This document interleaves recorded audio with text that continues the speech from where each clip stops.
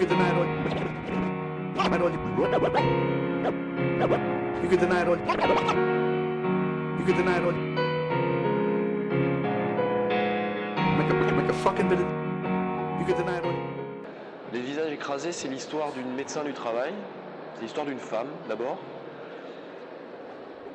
qui a envie de faire son métier, jusqu'au bout, qui veut soigner ses patients, qui est une salariée comme eux, qu'un médecin du travail est salarié aussi,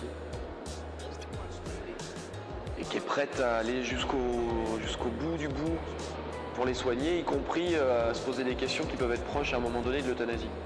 Voilà. Donc pareil, je force le trait. Évidemment que la question ne se pose pas comme ça, évidemment que peut-être que des médecins du travail qui se poseraient ce genre de questions iraient plus vers la démission ou vers un changement de poste que vers là. Mais je suis parti du principe que le médecin du travail, comme nous tous, sommes des salariés comme les autres, et qu'elle aussi peut se poser ces questions d'auto-agressivité ou d'hétéro-agressivité, et qu'elle en plus, elle peut se les poser éventuellement comme des solutions. Voilà. Des solutions pour désespérer, quoi. Des solutions complètement folles. Mais elle est vraiment une espèce de métaphore de la solution folle qu'a choisi le monde du travail aujourd'hui pour faire produire les gens et pour les faire consommer.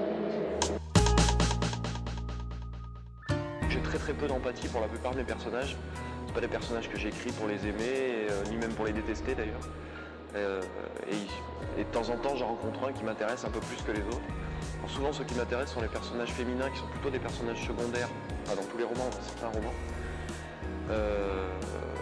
Mais bon, voilà, je trouve pas l'opportunité de raconter une autre histoire avec eux. J'ai pas envie de construire quelque chose de complètement artificiel autour d'eux. Ça s'est présenté pour Les Visages écrasés, où j'ai repris le personnage de Richard Revel, qui était compagnon d'armes d'Alexandre Corvin dans La Guerre des Vanités.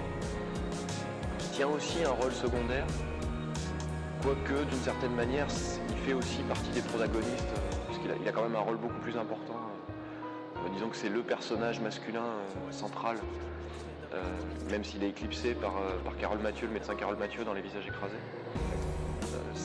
C'est pas des personnages que je construis pour vivre avec eux forcément, donc de temps en temps il va y avoir un déclic, il y a un personnage qui est utile, c'est des personnages qui sont complètement construits, donc c'est pas comme quelqu'un dont la vie va continuer, quoi.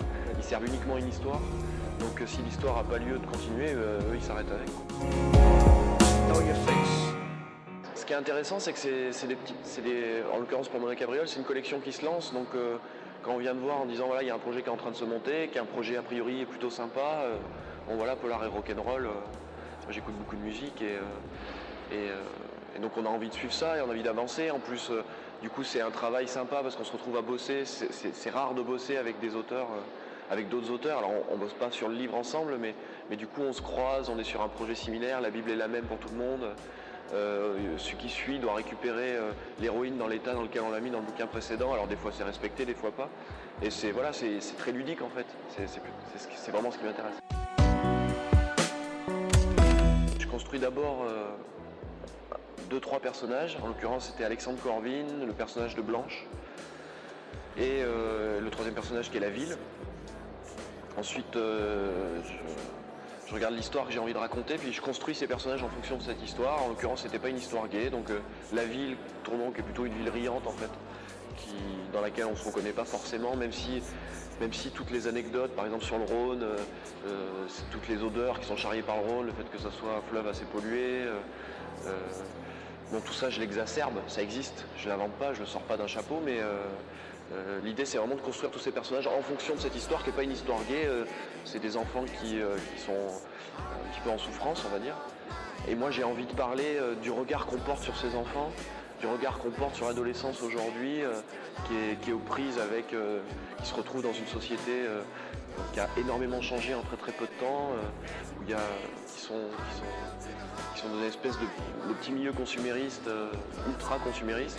Donc moi j'ai envie de parler de ça et donc je choisis une histoire noire parce que c'est comme ça que j'écris et c'est ce que j'ai envie d'écrire. Et après je construis mes personnages, dont la ville, dont l'atmosphère de la ville, donc autour de ça. plupart des films apocalyptiques se passent aux États-Unis d'Amérique. À la fin, il y a un drapeau américain.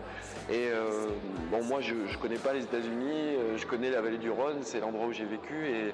Et pourquoi ne pas le mettre là finalement? C'est un lieu qui s'y prête très très bien. Il y a cette espèce de grosse fissure au milieu de partage qui s'appelle le Rhône, qui découpe les départements d'ailleurs. C'est symboliquement assez fort. Qui est entouré de montagnes, un massif central d'un côté, on a les Alpes de l'autre côté, enfin le Vercors. Donc c'est un lieu qui s'y prête admirablement bien. On peut se projeter et imaginer ce que serait la vallée du Rhône sans la rivière au milieu, avec toutes les habitations qui se sont, toutes les villes qui se sont construites et développées tout autour, quoi. Le but c'est aussi de dire ça peut arriver ici. Là, on peut imaginer, il y a des centrales nucléaires par exemple dans la vallée du Rhône. Je veux pas.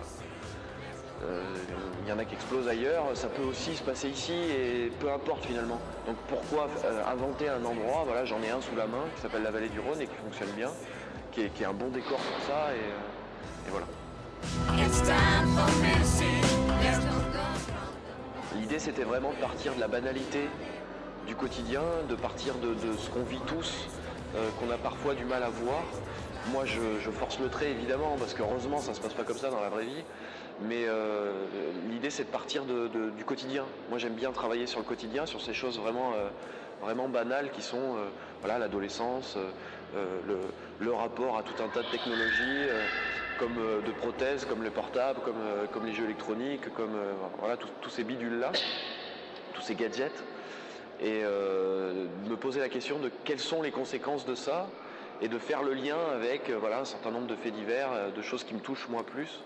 Quitte à inventer des faits divers aussi, hein, si c'est nécessaire, histoire de forcer le... Il y a aussi tout un tas de catégories qui sont un peu en train d'exploser, même s'il y a une pression commerciale, notamment chez les gens qui les vendent, pour cataloguer, pour mettre des étiquettes. Je pense que c'est vraiment en train d'exploser petit à petit. Et d'ailleurs, plus les auteurs sont jeunes, ça fait déjà un petit nombre d'années. Hein. Moi, je pense à Dantec en premier, qui a quand même bien fait exploser un certain nombre de... qui n'a pas hésité à aller piocher partout. On est vraiment une culture... Je pense qu'il y a une culture comme ça des écrivains, on va dire des 10-15 dernières années, qui n'hésitent pas du tout à aller piocher un peu partout. C'est-à-dire qu'on a une culture éclectique, on a une culture télévisuelle, on a une culture cinématographique, on a une culture classique aussi, parce qu'on lit du classique. On a une culture musicale très très forte et on n'hésite pas à aller piocher dedans. Sans honte, sans se gêner, sans que ça pose aucun problème. Et ça, forcément, au bout d'un moment, voilà. Après, la reconnaissance médiatique, c'est pas vraiment une fin en soi. Ce qui est important, c'est que ce type de bouquin rencontre un lectorat de plus en plus important, et voilà.